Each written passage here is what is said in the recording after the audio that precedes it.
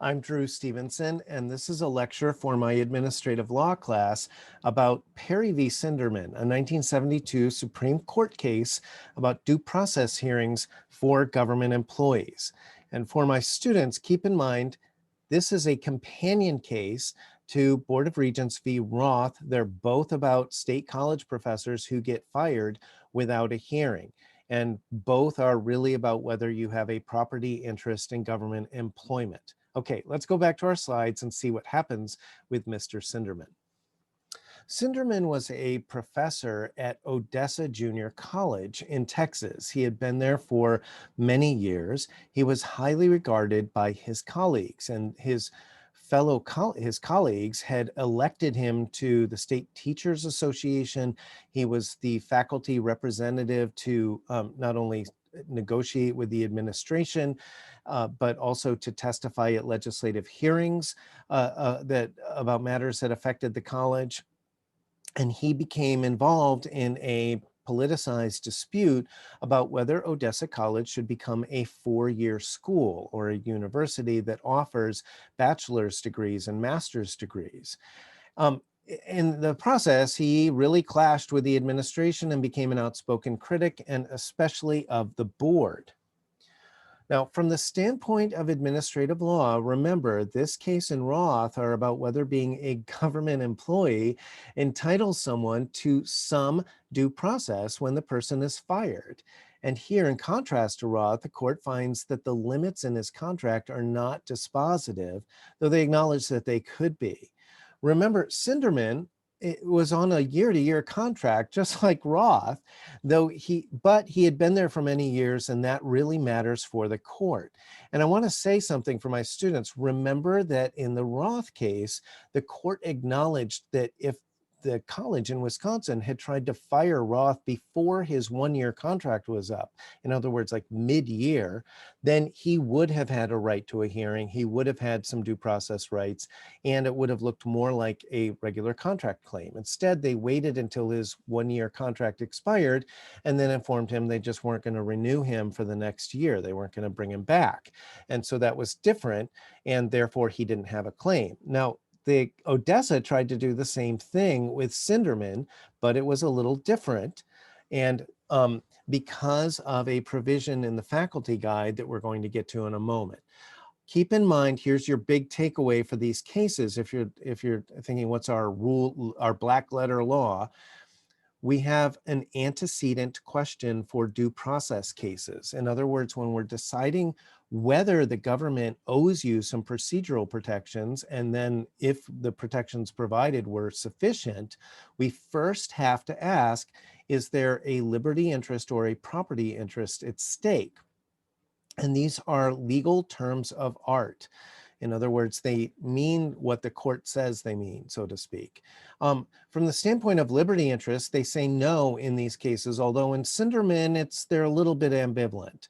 But they're pretty clear in Roth that there's no liberty interest. From the standpoint of property interests, they say no in Roth and yes here. And if it seems counterintuitive to say that you could have a property interest in employment, here's the quote from the case that explains it. A person's interest in a benefit is a property interest for due process purposes, if there are such rules or mutually explicit understandings that support his claim to the benefit and that he may invoke at a hearing. In other words, if we have rules about when you can and can't be fired, or there's kind of a meeting of the minds, obviously a communication that was oral, that you wouldn't be fired unless certain things happened, then that can create a property interest in the government employment. Now, unlike Roth, Sindermann won his case. The court said he should have received a hearing before termination. Why? Well, mostly because of the ambiguous provision in the faculty guide. And if you have a casebook and you like to highlight, the part of this case you should highlight is that block quote from the faculty guide in the middle of Sindermann, because that is the crux of the case. And the wording that they use there really matters to the court. So in this faculty guide, they say that Odessa College has no tenure system, but employees or faculty should feel that they have permanent tenure as long as their teaching services are satisfactory and as long as he displays a cooperative attitude toward his superiors. For my students, I want you to imagine if your professor said, your transcript may not say that you got an A in my course, but I want you to feel like you got an A as long as you enjoyed the course and worked hard, right? So this is basically saying you don't have tenure, but we wish you felt like you had tenure. And the Supreme Court says that basically they want people to rely on this. They want the faculty to treat this, understand that they have job security. So now the Supreme Court gives more credence, to free speech claims in this case than it gave in Roth. And here Sindermann's criticisms, they like the way that he was speaking up. I find this to be a disturbing distinction between the cases. I empathize a little bit more with Roth's speaking up on behalf of students, but there were some procedural reasons the court cites for why Roth's claim wasn't really before the court when it came to free speech, and Sindermann's more arguably was. So they say that whether his liberty interest and definitely his property interest is unclear enough that he should have had a chance to put on some evidence and survive summary judgment. And they base this largely on that faculty guide section and his length of employment. Now, I don't think anybody at Odessa College on the board, when they put that provision, that sort of aspirational or motivational provision in faculty guide, I don't think they thought they were creating legal rights.